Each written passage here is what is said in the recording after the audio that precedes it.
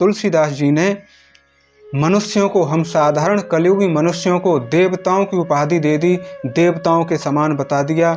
यानी कि जो व्यक्ति, जो स्त्री और पुरुष, अगर हम ये उम्मीद करते हैं कि हमारे बच्चे राम की तरह आज्ञाकारी हों, यशस्वी हों, वीर हों, प्रतापी हों, महान हों, तो हमें भी। जय श्री राम। प्यारे भक्तों, आज श्री रामचरितमानस के पाठ का 13वां दिन है।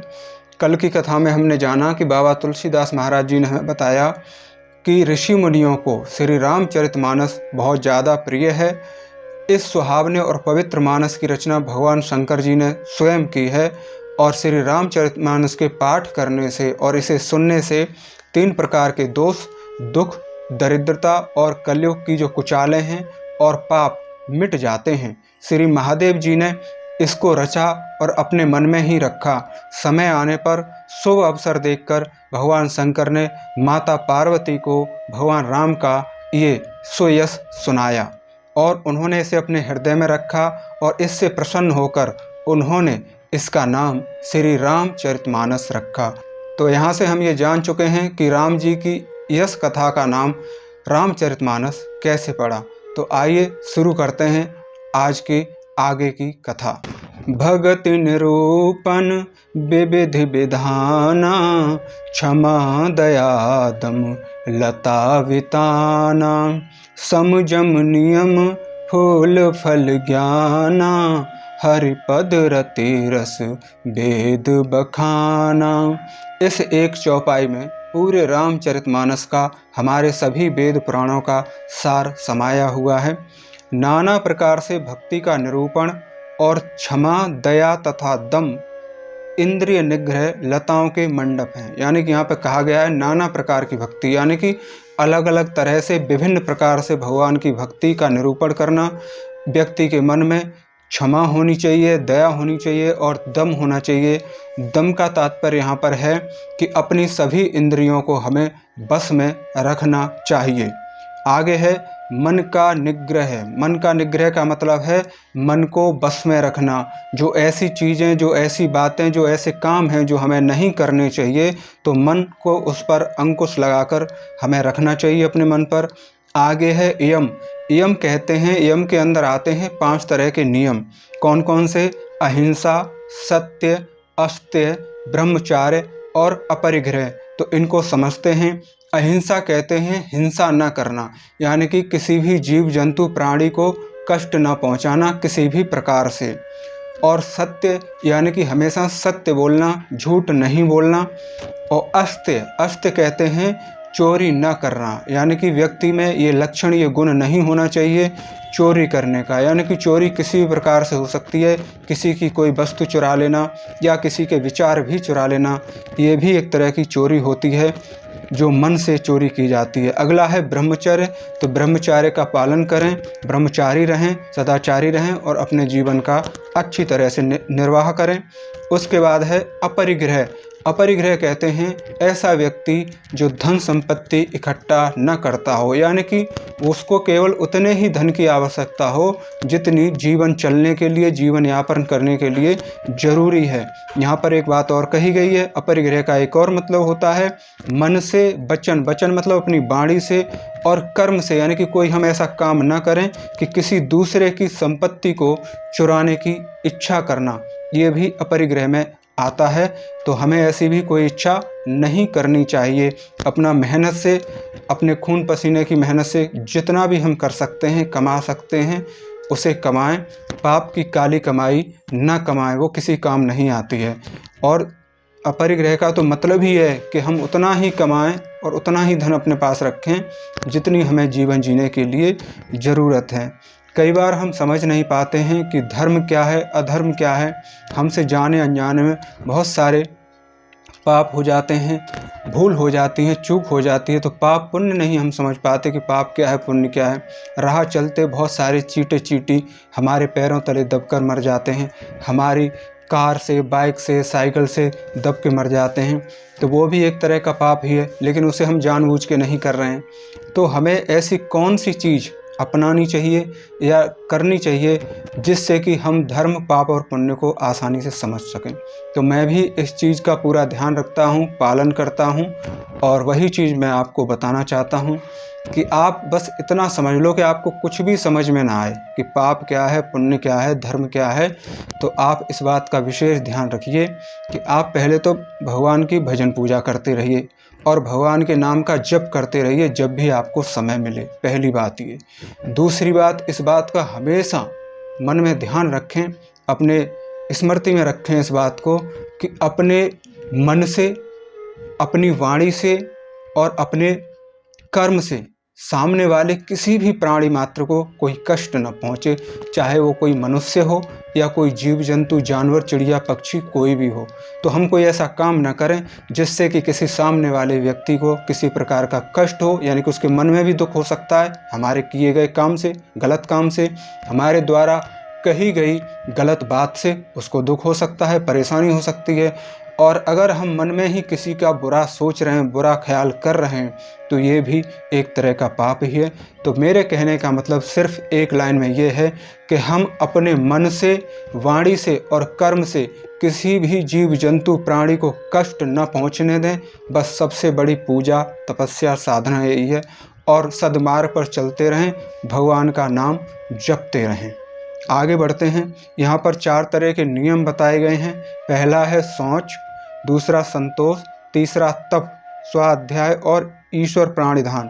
यानी कि शौच का तात्पर्य यहाँ स्वच्छता से है कि हमें अपने मन की और शरीर की दोनों तरह की अंदर और बाहरी स्वच्छता पर ध्यान देना चाहिए, स्वच्छ रहना चाहिए। संतोष का मतलब संतुष्टि से है, जो बात ऊपर कही गई है कि चोरी नहीं करें, हम झूठ नहीं बोलें और धन संपत्ति इकट्ठा न करें, ब्रह्मचार्य से रहें, तो वह संतुष्टि है कि हमें संतोष है, जितना भी हमारे पास है हम खुश हैं। तप का मतलब यही है कि भगवान का पूजा पाठ करें, उनके नाम का जप करें, स्व अध्याय करें, यानी कि अपने आप ही अध्याय। अध्ययन का मतलब होता है पढ़ना, तो वेद पुराण, अपने शास्त्रों का, अच्छी चीज़ों का, अच्छी किताबों का हम स्व अध्याय करें। और ईश्वर प्राणिधान, इनका मतलब है, ईश्वर प्राणिधान से तात्पर्य है कि ईश्वर की भक्ति में पूर्ण रूप से समर्पित कर दो, अपने सारे अच्छे बुरे कर्मों को प्रभु को सौंप दो। आगे है, यही क्या है, उनके फूल हैं, ज्ञान फल हैं, और हरि के चरणों में प्रेम ही इस ज्ञान रूपी फल रस है, ऐसा वेदों ने कहा है। और कथा अनेक प्रसंगा, तेई सुख पिक बहु वरन विहंगा। इस रामचरितमानस में और भी जो अनेक प्रसंगों की कथाएं हैं, वे ही इसमें तोते, कोयल और रंग बिरंगे पंछियों के समान हैं। तो यहाँ पर रामचरितमानस की जो है अच्छाई बता रहे हैं तुलसीदास महाराज जी, और बता रहे हैं कि रामचरितमानस अगर हम पढ़ेंगे तो हमें क्या चीज़ मिलेगी, और वो इन उदाहरणों से हमको समझा रहे हैं। आगे कहा गया है, पुलक बाटिका बागवन सुख स्वभंग विहारु, माली सुमन स्नेह जल सींचत लोचन चारु। कथा में जो रोमांच होता है, जो उत्साह होता है कि आगे क्या होगा और कितना अच्छा प्रभु के चरित्र का वर्णन किया गया है, वही वाटिका, बाग और वन के समान हैं। और जो सुख मिलता है हमें पढ़ने पर और सुनने पर प्रभु के गुणों को, प्रभु के यश को, प्रभु के चरित्र को, वही सुंदर पक्षियों का विहार है। निर्मल मन ही माली है, हमारा जो निर्मल मन है वो माली के समान है, जो प्रेम रूपी जल से सुंदर नेत्रों द्वारा उनको सींचता है। यानी कि जो हमें भगवान के प्रति प्रेम होता है, हमारे आँखों से आंसुधारा आ जाती है भगवान की भक्ति के प्रति, तो वही क्या है, हम सींच रहे हैं। किसे सींच रहे हैं? जैसे माली अपने बगीचे को, अपने उपवन को सींचता है। जे गावई यह चरित सभारे, तेई एहि ताल चतुर रखबारे, सदा सुनाही सादर नर नारी, तेहि सुरबर मानस अधिकारी। जो लोग इस चरित्र को सावधानी से गाते हैं, वे ही इस तालाब के चतुर रखवाले हैं। यानी कि जैसे बाग का माली होता है रखवाला, इसी प्रकार से ये जगत रूपी तालाब है, उसमें कौन है? रखवाले हैं। और जो स्त्री पुरुष सदा आदर पूर्वक इसे सुनते हैं, किसे? रामचरितमानस को, भगवान श्री रामचंद्र जी की कथा को, वे ही इस सुंदर मानस के अधिकारी उत्तम देवता हैं। तो बताइए, यहाँ पर रामचरितमानस ने महाराज तुलसीदास जी ने मनुष्यों को, हम साधारण कलयुगी मनुष्यों को देवताओं की उपाधि दे दी, देवताओं के समान बता दिया। यानी कि जो व्यक्ति, जो स्त्री और पुरुष रामचरितमानस का पाठ करते हैं या सुनते हैं आदर पूर्वक, धैर्य के साथ, शांति के साथ, मन लगा के, चित्त लगा के, वो कौन है? इस सुंदर मानस के उत्तम देवता हैं। बहुत ही बड़ी बात कही गई है। अति खल जे बिसई बग कागा, एहि सर निकट न जाहि अभागा, समुख भेक सेवार समाना, इह न विषय कथा रस नाना। जो अति दुष्ट और विषयी हैं, वे अभागे बगुले और कौए हैं, जो इस सरोवर के समीप नहीं जाते, क्योंकि वहाँ इस मान सरोवर में घोंगे, मेंढक और सेवार के समान विषय रस की नाना कथाएं नहीं हैं। तो यहाँ पर यह कहा गया है, जो दुष्ट प्रवृत्ति के लोग होते हैं उन्हें इस कथा में कोई रस नहीं आएगा, उन्हें कुछ भी चीज़ समझ में नहीं आएगी।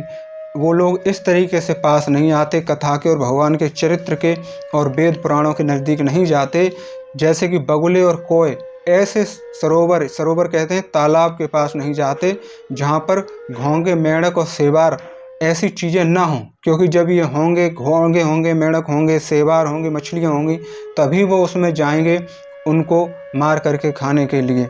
तो ऐसी उनकी मतलब की कोई चीज़ यहाँ होती नहीं है, उनको ऐसा लगता है तो वो आते भी नहीं हैं। ठीक है ना। तो जिनमें विषय रस की नाना कथाएं नहीं है, यानी कि उनके मतलब की कोई चीज़ यहाँ पर नहीं है। जो चीज़ वो भोग और विलासता में ढूंढते हैं, ऐसा कुछ नहीं है। इसमें मन को, अपने हृदय को सुकून और संतुष्टि देने वाली भगवान की कथा है। तेहि कारण आबत ही हारे, कामी काक बलाक विचारे, आवत एहि सर अति कठिनाई, राम कृपा बिनु आई न जाए। इसी कारण बेचारे कौवे और बगुले रूपी विषयी लोग यहाँ आते हुए हृदय में हार मान जाते हैं।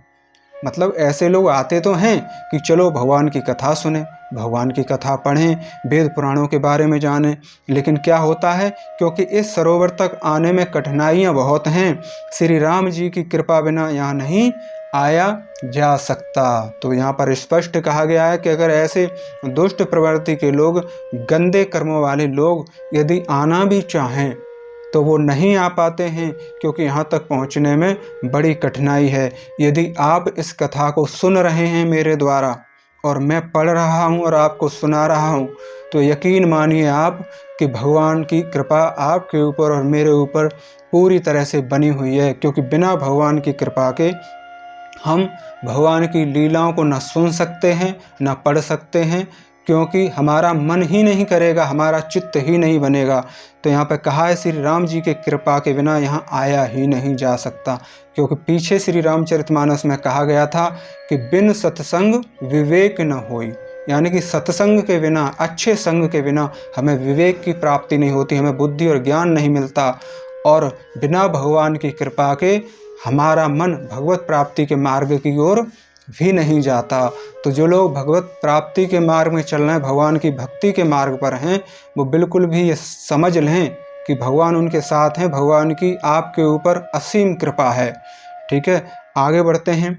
कठिन कुसंग को पंथ कराला, तिनके बचन बाग हरि ब्याला, गृह कारज नाना जंजाला, ते अति दुर्गम शैल विशाला। शैल का मतलब होता है पर्वत से, विशाला मतलब बड़ा पर्वत। क्या कहा है? घोर कुसंग ही भयानक बुरा रास्ता है। यानी कि कोई व्यक्ति बुरी संगत करता है तो वो क्या है? बहुत बुरा रास्ता है जो बुरी संगत है। उन कुसंगतियों के वचन ही बाघ, सिंह और सांप हैं, है ना। यानी कि जो व्यक्ति अगर बुरी संगत में पड़ गया है, तो जो जिन लोगों की संगत में वो है, तो उनके जो आचरण हैं, उनका जो व्यवहार है, उन लोगों के जो विचार हैं, उनकी जो बातें हैं, उनके जो कर्म हैं, वो कुसंगतियाँ कैसी हैं? बाघ के समान है, चीते के समान है, सिंह और सांप के समान है। यहाँ पर तुलना तुलसीदास महाराज जी ने इन जानवरों की क्यों की है? क्योंकि ये हिंसक जानवर हैं जो अपना पेट भरने के लिए दूसरे जीवों को मार देते हैं। आगे कहा है, घर के कामकाज और गृहस्थी के भांति भांति के जंजाल ही अत्यंत दुर्गम बड़े बड़े पहाड़ हैं। इसमें कहा है कि भगवान के मार्ग में भगवान की प्राप्ति के मार्ग के लिए जब हम चलते हैं तो घर के कामकाज और गृहस्थ जीवन की जो जिम्मेदारियां हैं, जो व्यवस्थाएं, मजबूरियां हैं, वो हमें बीच में अड़चन के रूप में आ जाती हैं और दुर्गम बड़े बड़े पहाड़ के समान खड़ी हो जाती हैं। हम चाहते तो हैं कि मैं कल से रामचरितमानस का पाठ पढ़ूंगा, मैं कल से रामायण पढ़ूंगा, कल से गीता का पाठ करूंगा, कल से महाभारत में जानूंगा कि क्या क्या है, कैसे हुआ, है ना, शिव पुराण पढ़ूंगा। तो बहुत सारी हैं, लेकिन हम सोचते ही रह जाते हैं कि पढ़ूंगा पढ़ूंगा कल पढ़ूंगा, लेकिन पूरा जीवन हमारा निकल जाता है और हम कभी नहीं शुरू कर पाते, और ना ही अपने बुजुर्गों को पढ़ के सुना पाते हैं, और ना ही अपने बच्चों को इनके बारे में बता पाते हैं। क्योंकि अगर हम ये उम्मीद करते हैं कि हमारे बच्चे राम की तरह आज्ञाकारी हों, यशस्वी हों, वीर हों, प्रतापी हों, महान हों, तो हमें भी दशरथ के समान पिता बनना होगा। उन्हें सही शिक्षा, दीक्षा, संस्कार और सभ्यता सिखानी होगी, देनी होगी। तो पहले हमें अपना सुधार करना है। जब हम अपने वेद पुराण और शास्त्रों के बारे में स्वयं ही नहीं जानते, स्वयं ही नहीं जानेंगे, तो अपने बच्चों को आगे क्या ही सिखाएंगे। और जब उनको हमारे इन पवित्र वेद पुराणों के बारे में, भगवान के सुआचरण और सुयश के बारे में पता ही नहीं होगा, तो वो कहीं ना कहीं गलत मार्ग पर भटक जाएंगे, क्योंकि वहाँ पर उन्हें रोकने वाला, समझाने वाला कोई नहीं होगा कि सही क्या है और गलत क्या है। इसलिए अपने बच्चों को हमें सही गलत का अंतर अवश्य समझाना चाहिए, और हर घर में राम की कथा, राम जी का चरित्र जरूर बड़े बुजुर्गों को पढ़कर सुनाएं और अपने बच्चों को अच्छी सीख जरूर दें। आगे है, बन बहु विषम मोह मद माना, नदी कुतर्ग भयंकर नाना। मोह, मोह होता है अपनों के प्रति लगाव या किसी चीज़ के प्रति लगाव। मद मतलब होता है एक तरह का झूठा अहंकार, और मान यानी कि मान सम्मान पाने की इच्छा अपने मन में रखना ही बहुत से बीहड़ और बन है। यानी कि ये तीनों चीज़ें ऐसी हैं जो हमें गर्त में ले जाती हैं, नरक के अंधेरे में ले जाती हैं। और नाना प्रकार के कुतर्क, यानी कि नाना का मतलब होता है विभिन्न प्रकार के, कुतर्क ही भयानक नदियां हैं। जे श्रद्धा सबल रहित नहीं संत कर साथ, तिन कहूँ मानस अगम अति, जिनहि न प्रिय रघुनाथ। जिनके पास श्रद्धा रूपी राह खर्च नहीं है, जैसे हम कहीं जाते हैं यात्रा पर, तीर्थ यात्रा पर, या एक शहर से दूसरे शहर कहीं रिश्तेदारी में या धन कमाने के लिए, तो कहीं जाने के लिए किराया लगता है ना, बस से, ट्रेन से, गाड़ी से पेट्रोल डीजल या भाड़ा किराया लगता है। तो वही उसी को कहते हैं राह खर्च, यानी रास्ते में जाए, कुछ खाते पीते भी हैं कभी रास्ते में, कभी समोसे ले लिए, कभी कुछ अपना कोल्ड ड्रिंक वगैरह खाई पी। तो वही यहाँ पर कहा गया कि जिनके पास श्रद्धा रूपी राह खर्च नहीं है, यानी कि जिनके मन में श्रद्धा नहीं है, तो वो वहाँ कैसे, और संतों का साथ भी नहीं है, यानी कि जब संत लोग होंगे, सत्संग होगा, तभी तो अच्छी बुद्धि आएगी। जब अच्छी बुद्धि आएगी तभी भगवान की तरफ हमारी लगन लगेगी। तो जिनको श्री रघुनाथ जी प्रिय नहीं है, यानी रघुनाथ जी में भी कोई उनको आसक्ति नहीं है, कोई लगन नहीं है, उनके लिए मानस अत्यंत ही अगम है। अर्थात श्रद्धा, सत्संग और भगवत प्रेम के बिना कोई इसको नहीं पा सकता। यानी कि श्री रामचरितमानस भगवान जी के यश का फल और वर्णन या समझ लोगों को नहीं हो पाएगी। जो करी कष्ट जाई पुनि कोई, जाति नींद जुड़ई होई, जड़ता जाड़ विषम उर लागा, गहू न मज्जन पाव अभागा।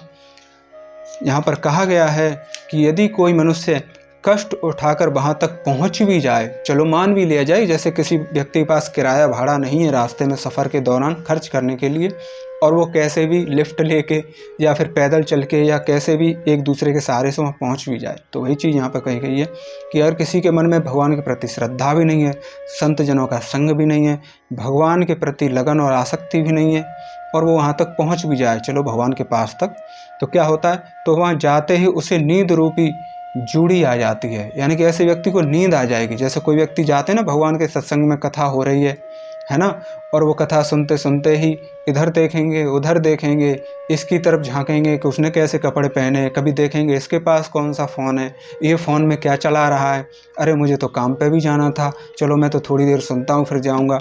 और फिर वो जब भगवान की कथा समझ में नहीं आती ऐसे व्यक्ति को, तो फिर क्या होता है, बोर हो जाता है, ऊब जाता है और उसे निद्रा आ जाती है। हृदय में मूर्खता रूपी बड़ा बड़ा बड़ा कड़ा जाड़ा लगने लगता है उसको, मतलब समझ नहीं आता। जो चीज़ें अभी कहीं की, कभी किसी का मोबाइल देखेगा, कभी किसी के कपड़े देखेगा, कौन क्या कर रहा है ये देखेगा। जो कोई फ्री बैठा हुआ मिल जाएगा उसको अपने जैसा ही तो उससे बातें करने लगेगा, जिससे वहाँ जाकर भी वह अभागा स्नान नहीं कर पाता। यानी कि गंगा जी के तट तक, नदी तक पहुँच तो गए जैसे तैसे, लेकिन क्या हुआ, बिना स्नान करे ही वापस आ गए, क्योंकि सो गए थे, नींद आ गई थी। कर न जाई सर मज्जन पाना, फिर आवई समेत अभिमान। जो बहोरी कोई पूछन आवा, सर निदा करता ही बुझावा। उससे उस सरोवर में स्नान और उसका जलपान तो किया ही नहीं जाता, क्योंकि वहाँ तक पहुँचे ही नहीं। वह अभिमान सहित लौट आता है। जब उसे कुछ नहीं कथा में मिला, भगवान के जो मंदिर है या भगवान के दरबार में जाके, भगवान के द्वार पे जाके जब उसे कुछ नहीं मिला तो चला आता है अपने अहंकार में। फिर यदि उससे कोई वहाँ का हाल पूछने जाता है, यार कोई पूछता है कि आप वहाँ गए थे कथा सुनने, कथा कैसी थी, आप दर्शन करने गए, आपको उस पवित्र स्थान पर कैसा लगा, भगवान जी की छवि कैसी थी, भगवान कैसे दिखते थे, तो वह अपने अभाग्य की बात ना कहकर, यानी कि वो ये नहीं कहता कि मेरा मन ही नहीं लग रहा था, मुझे भगवान की कथा समझ ही नहीं आ रही थी, मैं तो सो गया था और मैं वहाँ किसी के कपड़े देख रहा था, किसी का मोबाइल देख रहा था और देख रहा था कि कौन क्या कर रहा है। तो उसने ये नहीं कहा कि मैं सो गया था। तो क्या है, सरोवर की निंदा करके उसे समझाता है। यानी कि यहाँ सरोवर है, भगवान जी की भक्ति, भगवान के प्रति आसक्ति, तो वहाँ की बुराइयाँ करने लगता है। कहता वहाँ कुछ नहीं था, ऐसे ही था टाइम पास, और मैं तो गया परेशान हो गया, बहुत ही बोरियत चीज़ थी, कुछ भी अच्छी चीज़ नहीं बताते हो, तो बस ऐसे ही है। तो इस तरीके से वो तरह तरह की नाना प्रकार की बातें करेगा और ख़ुद को सही साबित करने की कोशिश करेगा, जबकि वो जानता है, उसका हृदय जानते हैं और भगवान भी जानते हैं कि वो सही नहीं कह रहा है। सकल विग्रह व्यापई नहीं तेई, राम सुकृपा बिलो कहीं जेई। सोई सादर सर मंजन करई, महाघोर त्रेताप न जरई। ये सारे विघ्न, यानी विघ्न मतलब जो रास्ते में बाधाएं आ रही हैं, उसके बीच में बाधाएं आ रही हैं, उसके और भगवान के बीच में प्राप्ति में, ये सारे विघ्न उसको नहीं व्यापते, यानी कि ये बाधाएं उसको सताती ही नहीं हैं, व्यापते नहीं हैं। जिसे श्री रामचंद्र जी सुंदर कृपा की दृष्टि से देखते हैं, यानी कि जो ये भगवान का यश है या जो भक्ति भगवत मार्ग है, इसे भगवान भी सुंदर दृष्टि से, सुंदर कृपा से देखते हैं। वहीं आदर पूर्वक इस सरोवर में स्नान करता है और महान भयानक त्राप से आध्यात्मिक, आधिदैविक और आदि भौमिक तपों में नहीं जलता है। तो यहाँ कहा गया है कि ये सारे जो विघ्न हैं, बाधाएं हैं, नहीं व्यापते, ठीक है ना। और जिसे श्री रामचंद्र जी की सुंदर कृपा से देखते हैं और वो इन सब चीज़ों को पा जाते हैं, इस भगवान की कथाओं के सरोवर में डुबकी लगाते हैं और ये जो 3 तरह के ताप हैं, आध्यात्मिक, आधिदैविक और आदि भौतिक, इन तापों से मुक्त हो जाते हैं। ते नर यह सर तजहि न काऊ, जिनके राम चरण भल भाऊ। जो नहीं चहे अहि सर भाई, सो सत्संग करऊ मन लाई। तो अभी ऊपर ये बताया गया कि जिन लोगों की भगवान में आसक्ति नहीं है, लगन नहीं है, प्रेम नहीं है, और जो लोग कुसंग कर रहे हैं, बुरी संगत में हैं, बुरे आचरण में हैं, तो उनके बारे में बताया गया। अब भगवान बता रहे हैं कि जिनके मन में भगवान भक्ति जगाते हैं, लगन पैदा करते हैं भगवत मार्ग की, उनके बारे में बताया जा रहा है। क्या कहा जा रहा है कि जिनके मन में श्री रामचंद्र जी के चरणों में सुंदर प्रेम है, लगाव है, वे इस सरोवर को कभी नहीं छोड़ते हैं। हे भाई, जो इस सरोवर में स्नान करना चाहे वह मन लगाकर सत्संग करे, यानी कि सत्संग मतलब संतों का संग और अच्छा आचरण करे। अब सत्संग का मतलब ये नहीं कि आप कहीं सत्संग सुनने जाएं, आप घर में बैठ के भी पाठ कर सकते हैं, समझ सकते हैं भगवान की कथा को और उनके प्रेम में होकर गोते लगा सकते हैं। तो ये उसी तालाब की बात कही जा रही है भगवत मार्ग की, जिस तालाब की बात कह रहे थे कि जहाँ कौवे और बगलों को कुछ नहीं मिलता है। तो जिन पर भगवान की कृपा होती है उनको जरूर मिलता है। आगे है, असमानस मानस चख चाही, भई कभी बुद्धि बिमल अभागई। भयउ हृदय आनंद उछाऊ, उमगेउ प्रेम प्रमोद प्रभाऊ। ऐसे मानस, ऐसे मनुष्य सरोवर को हृदय के नेत्रों से देखकर और उसमें गोता लगाकर कवि की बुद्धि निर्मल हो गई। यानी तुलसीदास जी महाराज कह रहे हैं कि ऐसे मानसरोवर में गोते लगाकर मेरी बुद्धि भी कैसी हो गई, निर्मल हो गई, पवित्र हो गई।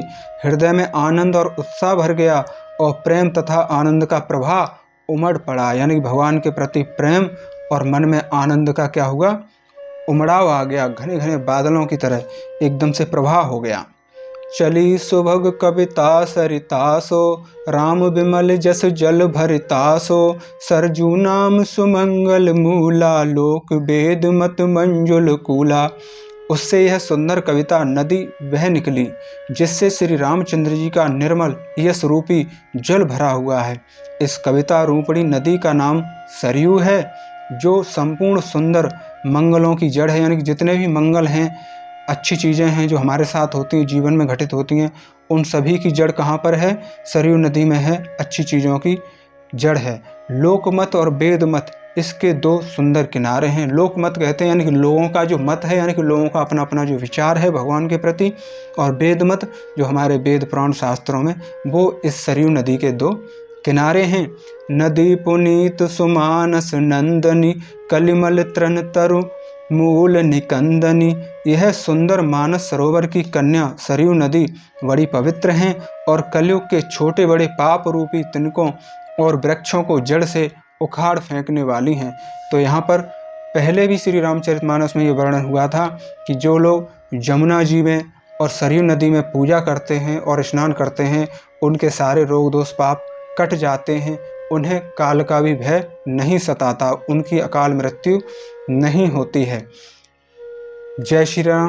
प्यारे बहन भाई बंधुओं, ये थी हमारी आज की कथा।